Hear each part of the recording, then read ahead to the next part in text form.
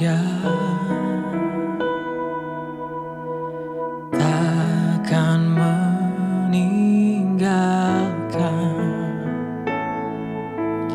dan ku percaya Engkau milikku dan ku milikmu. Kerinduanku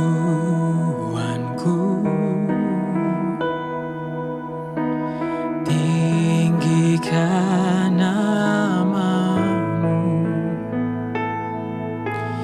karena ku tahu Engkau dalamku dan ku dalammu. Ubah hatiku seputih hatimu, setulus salibmu,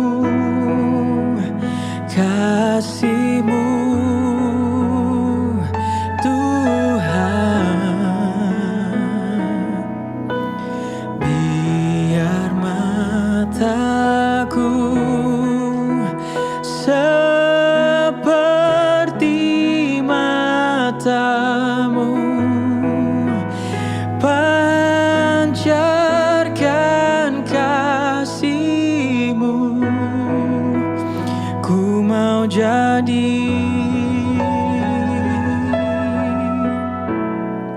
sepertimu.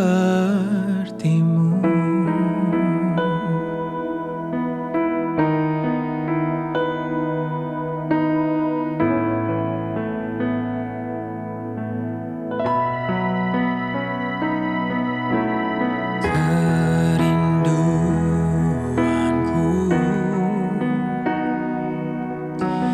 tinggikan namamu,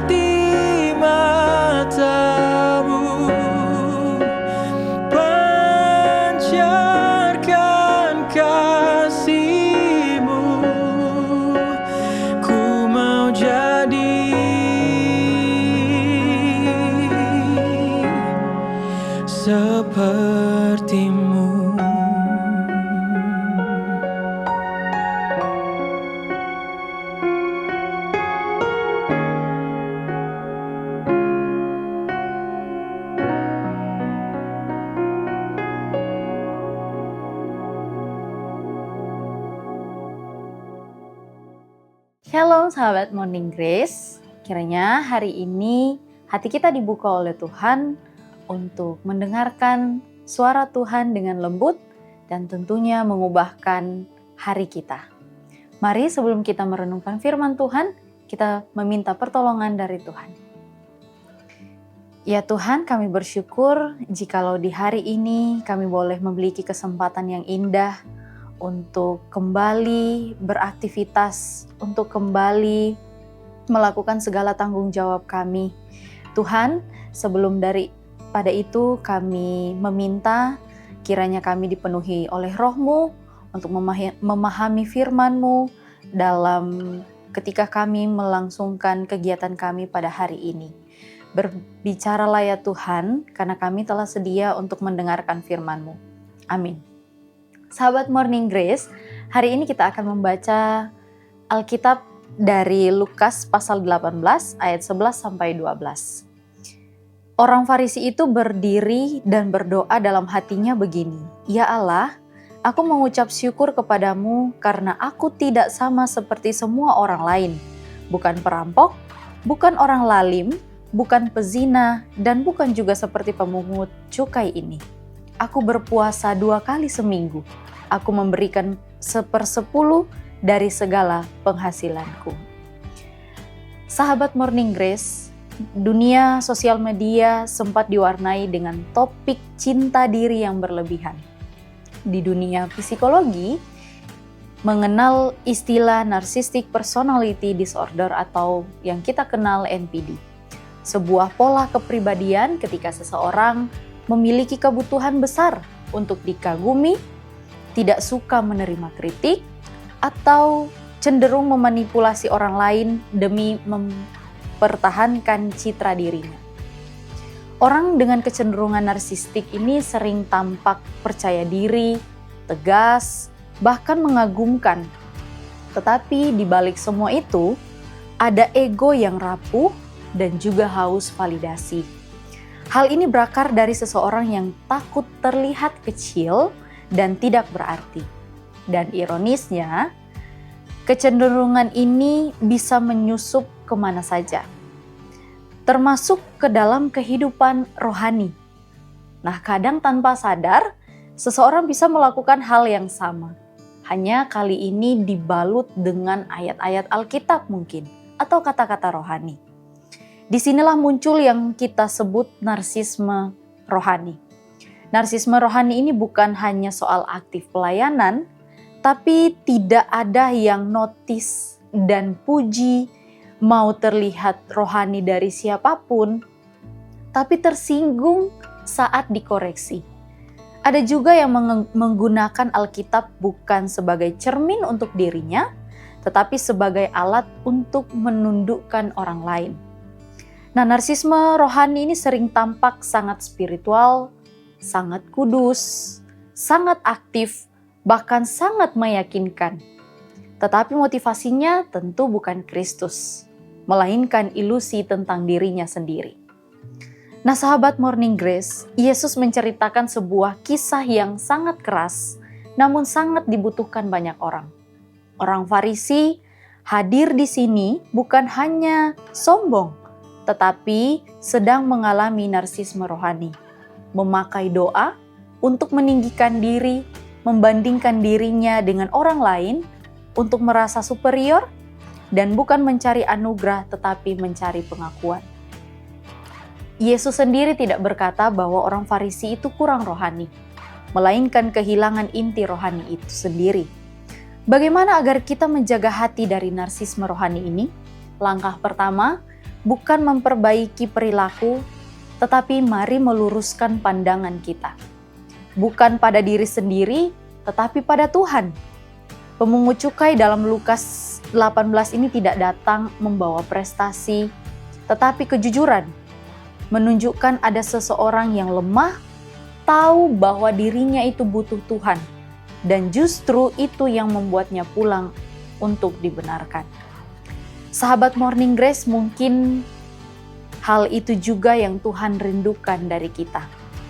Bukan pelayanan yang sempurna, bukan doa yang terdengar indah, bukan aktivitas rohani yang terlihat mengesankan, tetapi hati yang jujur dan juga rendah hati. Kiranya Tuhan menjaga kita, hati kita, supaya kita tidak memakai namanya untuk membesarkan nama kita dan tidak memakai firman-Nya untuk mengukuhkan ego kita. Biarkan Kristus tinggal di dalam kita. Tuhan Yesus memberkati. Mari sahabat Morning Grace, kita berdoa.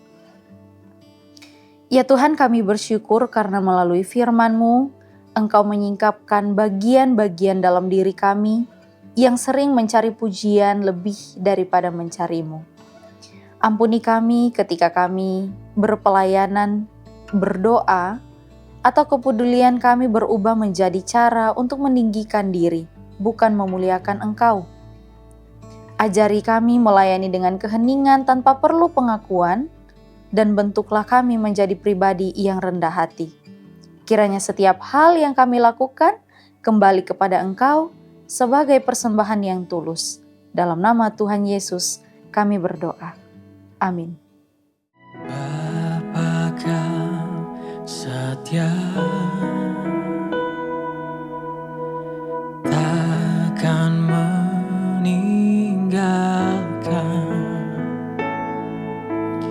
dan ku percaya Engkau milikku dan ku milikmu. Kerinduanku tinggikan namamu, karena ku tahu Engkau dalamku dan ku dalammu. Ubah hatiku seputih hatimu, setulus salibmu, kasih-Mu Tuhan. Biar mataku seperti mata-Mu, pancarkan kasih-Mu. Ku mau jadi seperti-Mu.